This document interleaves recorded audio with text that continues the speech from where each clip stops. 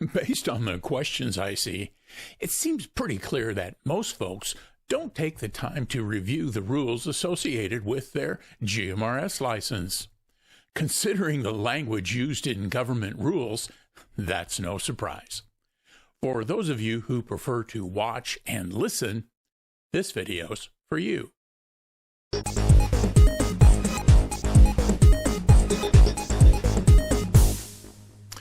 As most of you know, getting your GMRS license is pretty easy. However, you still do have to wade through a fairly non-intuitive FCC website where you'll get a federal registration number, or FRN, then go to the licensing page to apply for your license, then go to still another page to pay. In getting your license, you basically agree to play by the rules, but as with so many government rules, it can be a challenge working your way through them all, let alone remembering them. In this video, we'll take a brief tour of some of the key GMRS rules and what they mean to you as an operator. This review is not legal advice, and I'm not a lawyer. We'll just be looking at some of the sections of the FCC rules you may not have taken the time to review. Before we get started, thanks for watching this Gadget Talk video. On this channel, we do reviews and how-tos on a variety of mostly radio-related topics. Be sure to subscribe, and I really appreciate it. Part 95 of the FCC regulations covers what the FCC calls personal radio services.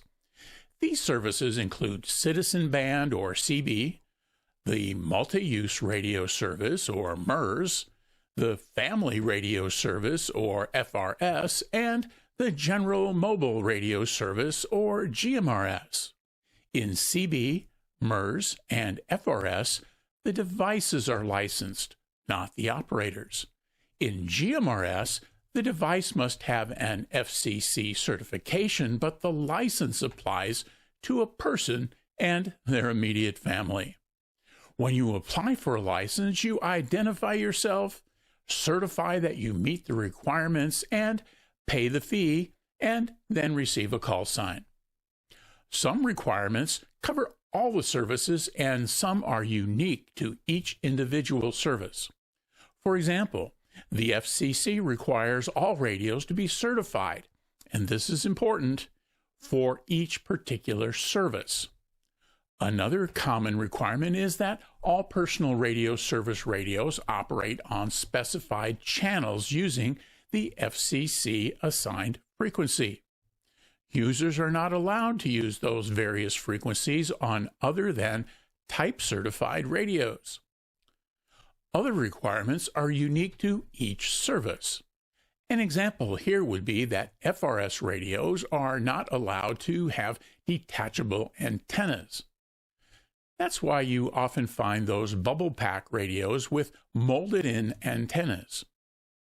So, let's take a look at some of the GMRS key requirements. As we get started, we need to keep in mind that rules are, for the most part, based on how the FCC anticipates each service will be used and who the FCC anticipates using it. For GMRS, the expected use is for mobile communications over a short distance. Thus, the word mobile in the title and the frequency band assigned. GMRS radios transmit in the 462 megahertz range. Those transmissions are line of sight, and when both people in the conversation are standing on the ground, in other words, holding the radio at about 5.5 to 6 feet above the surface, line of sight is about 6 miles in perfectly flat terrain. With hills and trees and structures, the range definitely plummets. The FCC anticipates GMRS users are not radio experts. It assumes folks simply want to be able to pick up their radio and communicate. This is why radios are set to specific channels and why they shouldn't transmit on other frequencies. This is also why there's no license test as there is in Part 97, or the amateur radio service. With all that out of the way, let's take a look at some basic GMRS rules you should be aware of. First, let's look at who's allowed to get a GMRS license. To be the licensee, you must be at least 18 years old. That doesn't prevent people under 18 from using GMRS radios as a family member of a licensee. Related to this requirement is a very cool rule that allows family members to the licensee to use radios under the licensee's call sign. The FCC has a very broad definition of family members that includes kids, spouse, parents, and so on. The licensee is responsible for ensuring family members follow the rules, but they're covered. Representatives of foreign governments aren't allowed to be licensed, nor are those who've already violated FCC rules and have a cease and desist order issued against them. More about penalties later. Here's a quick list of some things that aren't allowed. The FCC calls them prohibited uses. These apply to all personal radio services.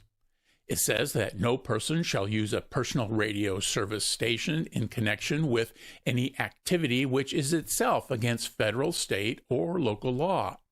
You can't transmit advertisements or program material associated with television or radio broadcasting. You can't transmit messages for hire or provide common carrier service. In other words, you can't compete with the telecommunications companies. To intentionally interfere with the communications of another station is another no-no. To transmit obscene, profane, or indecent words, languages, or meaning, or to transmit false or deceptive communications that might include saying that a road or highway is blocked when it's not, are also prohibited uses. A related paragraph says no person shall operate a transmitter in any personal radio service unless it's a certified transmitter. That is, a transmitter of a type which has obtained a grant of equipment certification for that service. Again, in other words, certified for CB, MERS, or GMRS, and so on. You'll find an FCC ID number on each radio that you're allowed to use. They're usually under the battery on handheld transmitters. The next restriction, and this is important, when you get your GMRS license, you become an authorized user. The rules say that the use of a transmitter that's not FCC certified voids the user's authority to operate that station. Again, in non-government speak, that means when you use some unlocked radio on the GMRS channels, your license doesn't mean a thing. Unauthorized use means you're an unauthorized user. Here are a couple of more things that aren't allowed on GMRS channels, and I'm quoting from the regs here.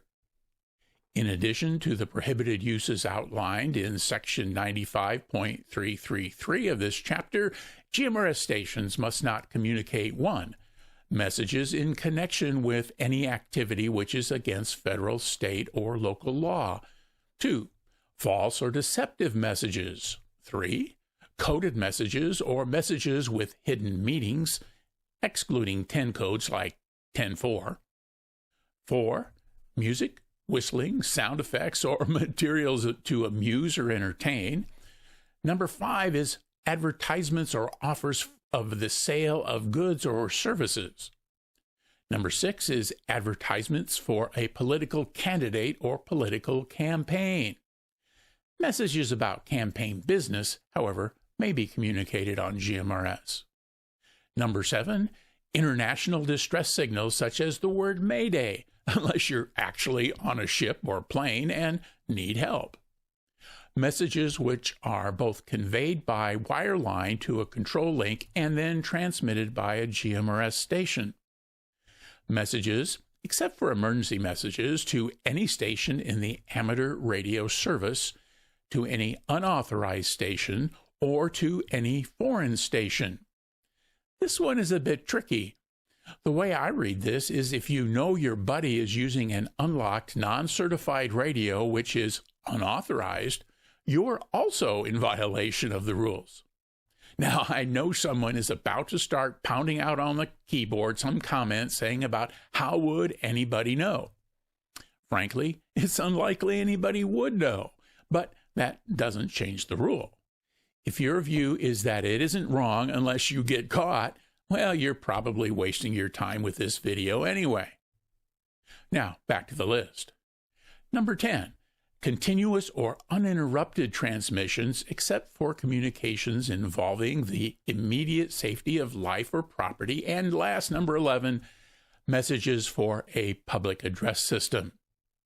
Nothing prohibits GMRS use in the business world where the operators are properly licensed. Since we've mentioned emergency messages, let's discuss that just a bit further. You often hear folks say they want an unlocked radio so they can do emergency messages on any frequency. That presents a couple of issues you probably need to be aware of. The FCC defines emergency messages as those communications concerning the immediate safety of life or protection of property. For me, that means your flat tire doesn't qualify as an emergency. Others have said that having access to publicly available means of communications also means your out-of-band transmission is not allowed. Now, practically speaking, why you'd try to use a 5-watt HT to help when you have a cell phone, it doesn't make any sense. Your phone is simply a better tool. The other thing to be aware of is that in normal times, if you're caught transmitting out of band, you're opening yourself up to having a bureaucracy decide if you actually had an emergency. Your personal perception won't hold much sway. A fairly recent example occurred when someone transmitted on a wildfire command frequency, talking about a fire moving towards some structures. The incident commander sent deputies to the site who found the guy and collected the info the FCC would use to bring a complaint. The result was the out-of-band operator faced a substantial fine. As a practical matter, your little HT likely won't make contact with anyone if your cell phone can't. If you frequently find yourself out of cell phone coverage and believe you have the need to reach out, get a ham license. It's easy. And carry a ham HT to access ham repeaters, which are much more numerous than GMRS repeaters. With the advanced radio technologies used by first responders, you likely can't contact them directly anyway. Now, let's review a few of the things that are specifically called out as permissible uses. Section 95.1731 begins by saying that the operator of a GMRS station may use that station for two-way plain language voice communications with other GMRS stations and with FRS stations concerning personal or business activities. The family business down the street is perfectly legal using a GMRS radio for business. That section also says that GMRS operators can use the radio for emergency communications and traveler assistance. You can also make a couple of categories of one-way transmissions. These include calls for help, travel conditions, and warnings, as well as brief test communications. A local GMRS repeater club where I live frequently makes one-way transmissions on traffic during rush hour. As an operator, you are expected to identify yourself via your call sign when operating your GMRS radio. This does not mean you have to add your call sign to every transmission, though.